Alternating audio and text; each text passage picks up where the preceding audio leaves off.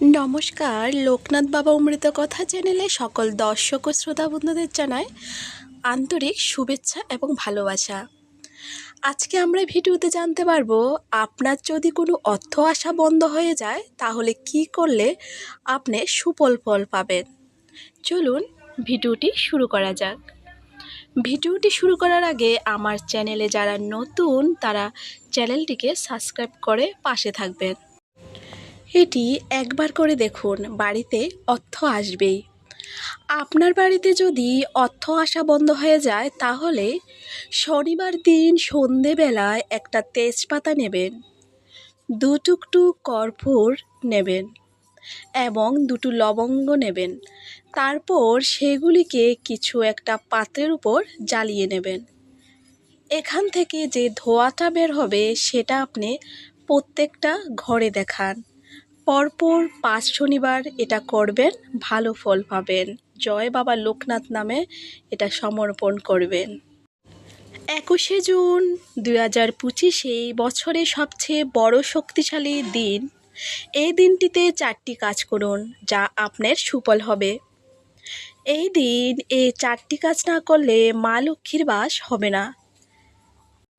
কালো বা নীল রঙের পোশাক পরবেন না। এই দিন কারো সাথে ঝগড়া অশান্তি করবেন না। এই দিন ঘরের প্রধান দরজার বাইরে একটা ঘিয়ের প্রদীপ অবশ্যই জ্বালাবেন। এই দিন ওম নমো বাসুদেবায় এই মন্ত্র 108 বার জপ করুন। ওম নমো বাসুদেবায় এই মন্ত্রটি 108 বার জপ করুন।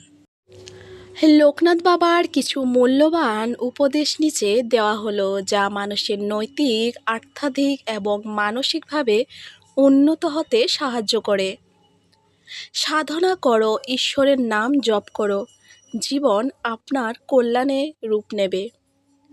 নিয়মিত ঈশ্বরের নাম স্মরণ করুন, যার মাধ্যমে পবিত্রতা অর্জনের কথা বলা হয়েছে। যে মানুষের মধ্যে ক্ষমাশীলতা নেই সে কখনো প্রকৃত ভক্ত হতে পারে না।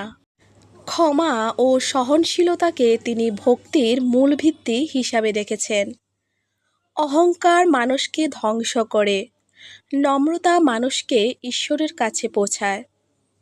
বিনয়ী হওয়ার গুরুত্ব তিনি বারবার তুলে ধরেছেন। সংকটে ভয় পেও না, সেটা তোমার পরীক্ষা। বিশ্বাস রাখো, ঈশ্বর তোমার পাশে আছেন। দুঃসময়ে ঈশ্বরের প্রতি বিশ্বাস ও ধৈর্য রাখবে উৎসাহ দিয়েছেন। যে নিজে ভালো হতে পারে না সে অন্যকে ভালো শেখাতে পারে না। নিজের চরিত্র ও জীবন গঠনের উপর তিনি বিশেষ গুরুত্ব দিতেন। যদি মন পরিষ্কার না থাকে তবে কোনো উপাসনায় ফলপ্রসূ হবে না। অন্তরের বিশুদ্ধতাকে তিনি যে কোনো উপাসনার আগে স্থান দিয়েছেন। লোকনাথ বাবা বিশ্বাস করতেন মানুষ যদি সৎ জীবনযাপন করে, অন্যের কল্যাণে কাজ করেও ভগবানের নাম জপ করে তবে সে নিশ্চয়ই মুক্তির লাভ পাবে। বাবা লোকনাথ আরও বলেছেন, কাম, ক্রোধ, লাভ, লোভ, মোহাদি উৎকট পাপের ফল। ইহলোকে মানুষ ভোগ করে। তাই কামে কি কুফল, ক্রোধে কি কুফল, লোভে ও মোহাদিতে কি কুফল তা আলোচনা ও স্থিতভাবে চিন্তা করিবি। জয় বাবা লোকনাথ আমাদের এমন অনেক উপদেশ দিয়েছেন যা আমাদের নৈতিক, আধ্যাত্মিক এবং মানসিকভাবে উন্নতি করতে সাহায্য করে। বাবা লোকনাথ স্বামী অদ্বৈতানন্দ বলেছিল, ঠাকুরের কাছে প্রথমবার গিয়ে কোনো কিছুই বুঝতে পারলুম না, কেন লোকে একে মহাপুরুষ বলে। আরও ভিডিও পেতে চোখ রাখুন আমার চ্যানেলে। ধন্যবাদ।